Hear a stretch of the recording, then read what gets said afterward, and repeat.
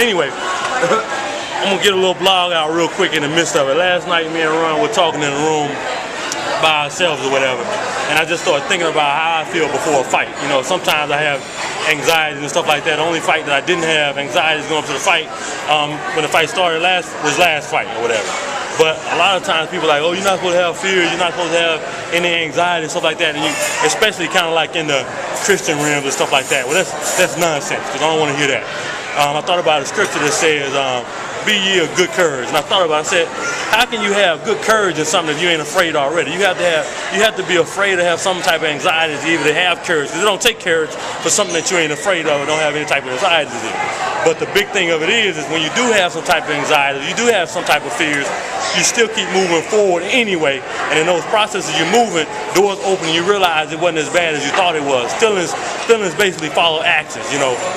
I don't know who the little poem is by, but it says something about come to the edge, he said, and they were afraid. It said come to the edge, he said. They came, he pushed them, and they flew.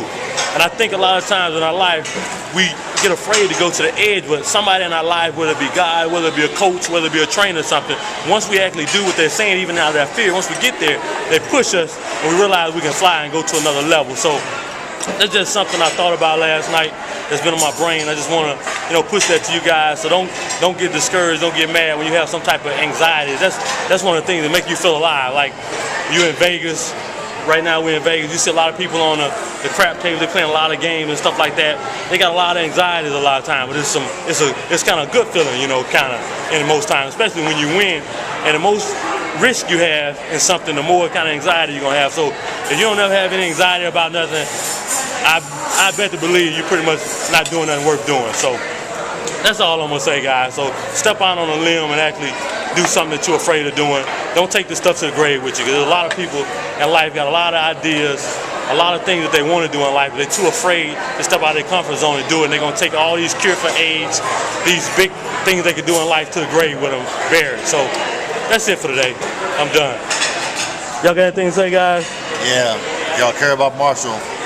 Y'all need to smack those fried food out of his waist, because he's taking the herbal remedies and stuff. And just don't eat the food. He's not going to, you know. He has an option. He says that the actual doctor prescribed medicine doesn't do his body good, so he opts to go with the herbal stuff. The herbal stuff's clearly not working at 147 over 98. And if y'all care about him, y'all have to help him, because I know he eats like that all the time. That stuff he's talking about. Marshall. Y'all don't think he has no problem because y'all muscular and all ripped up, so you don't think, but he's internally messed up. He said I'm eternally messed up. Yeah, so it's in your blood, 140, that's bad. So listen, if you go to a doctor and he took your blood pressure and that was it, he may send you to the hospital. That's a problem.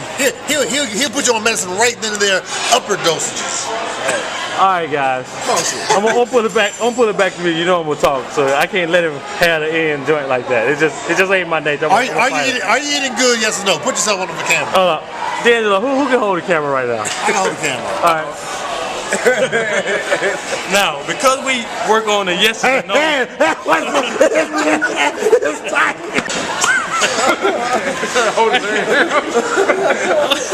Alright, you guys. Hey man, this is nonsense right now. It's like an automatic reaction. You see, we're back to him again. Alright guys. Hey man, stop bringing the camera down. How about that? Let's get back to the subject at hand. Now, we use the yeses and nos philosophy. So since yesterday, I did have some fried food and stuff like that. That would say, and a couple of cookies. You know, sugar is just sweetness. You get sugar. Fries. Look, you get.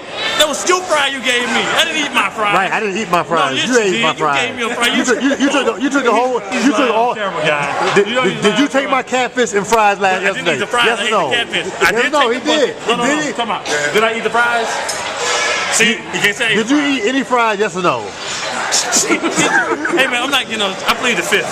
But back to the joint. But normally I do eat right. And he didn't talk about my physique because I do work out a lot and I do work out hard, but that has nothing to do with my blood pressure. Exactly. My blood pressure and stuff is a genetic predisposition. Okay, so I am supposed to eat perfect, and I'm not going to take the prescription blood pressure medication.